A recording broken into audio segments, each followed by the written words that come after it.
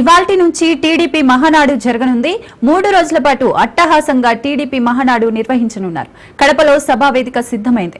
6 ప్రధాన అంశాల ప్రాతిపదికగా చర్చలు, తీర్మానాలు చేయనున్నారు. ఈ సందర్భంగా చివరి రోజు 5 లక్షల మందితో బహిరంగ సభ నిర్వహించనున్నారు. ఇక ఇదే అంశంపై మరింత సమాచారం మా ప్రతినిధి క్రాంతి అందిస్తారు. కడప గడపలో మహానాడు నిర్వహించేందుకు మొత్తం సర్వం సిద్ధమైంది. టీడీపీ పార్టీకి సంబంధించి మొదటిసారి కడపలో ఈ మహానాడు నిర్వహిస్తుంది. అయితే ఈ 3 రోజుల పాటు నిర్వహించే ఈ మహానాడుకి సంబంధించి ఈసారి ఎన్నో ప్రత్యేకతలు ఉన్నాయని చెప్పుకోవచ్చు.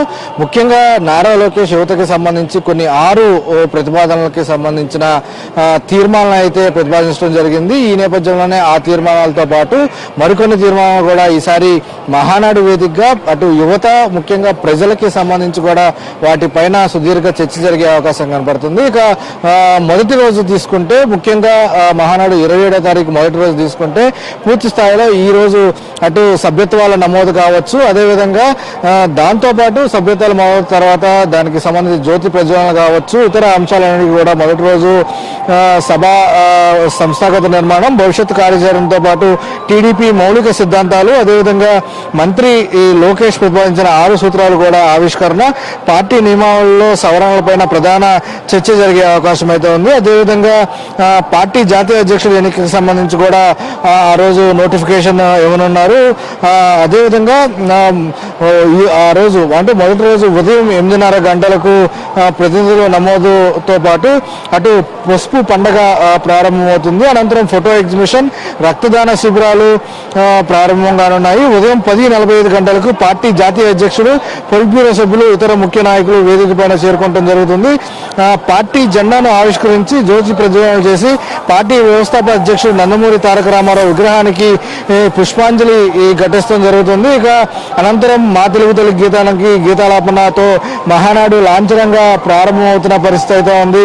దాంతోపాటు దీనికి సంబంధించి ఆ తర్వాత పార్టీ కోసం పనిచేసే మృతి చెందిన కార్యకర్తలు, నేతలు సంతాపం అయితే తెలియజేస్తారు. తర్వాత ప్రధాన కార్యదర్శి నివేదిక సమర్పిస్తడం జరుగుతుంది. 11:30 రాష్ట్ర అధ్యక్షుడు పల్లా శ్రీనివాస్ స్వాగతోపన్యాసం చేస్తారు. అదేవిధంగా కోశాధికారి పార్టీకి సంబంధించిన నివేదికను సమర్పించడం జరుగుతుంది. ఇక పలు కీలక అంశాలపైన మొదటి రోజు చర్చ జరిగే అవకాశం ఉంది. తర్వాత భోజన విరామం తర్వాత 6 సూత్రాలు మొదటిదైన కార్యకర్తే అధినేత, రెండోదైన యువగణంలో అంశం పైన చర్చ జరగనుంది.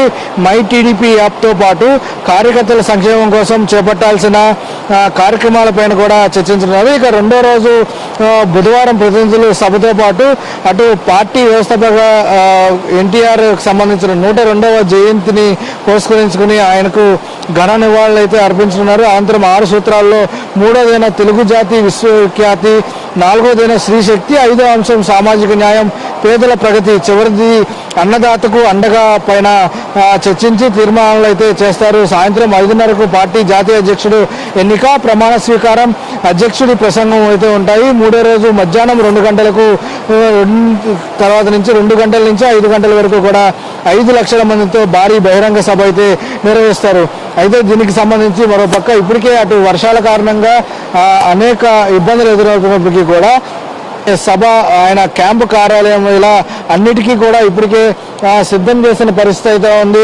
దాంతోపాటు ఈ ప్రతినిధులకు సంబంధించిన సభా వేదిక పైన దాదాపు 450 మంది కూర్చునే విధంగా కూడా 164 అడుగుల వెడల్పు, 510 అడుగుల పొడవుతో ఈ వేదికనైతే నిర్మించిన పరిస్థితి అయితే ఉంది. కింద 25,000 మంది కూర్చుని చర్చించేలాగా కూడా ఇప్పటికే పూర్తి స్థాయి ఏర్పాట్లు చేశారు. మహానాడికి సంబంధించి అన్ని ఏర్పాట్లు కూడా పూర్తి స్థాయిలో ఏర్పాటైన పరిస్థితి అయితే ఉంది. దానికి సంబంధించి దీనికి సంబంధించి కూడా పూర్తి స్థాయిలో ఏర్పాట్లన్నీ కూడా చేసిన పరిస్థితి అయితే ఉంది. ఇక మహానాడుకు సంబంధించి 3 రోజుల పాటు టీడీపీ ఒక పండుగ వాతావరణంలో కూడా అటు టీడీపీ నాయకులు, కార్యకర్తలందరూ కూడా ఈ మహానాడిని జరుపుకుంటారు.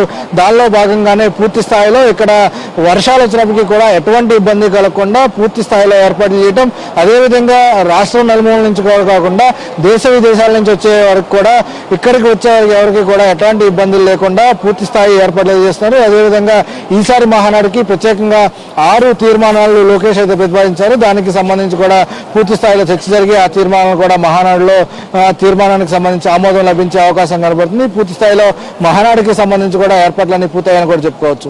ఇది ఇక్కడ పరిస్థితి. Vote studio.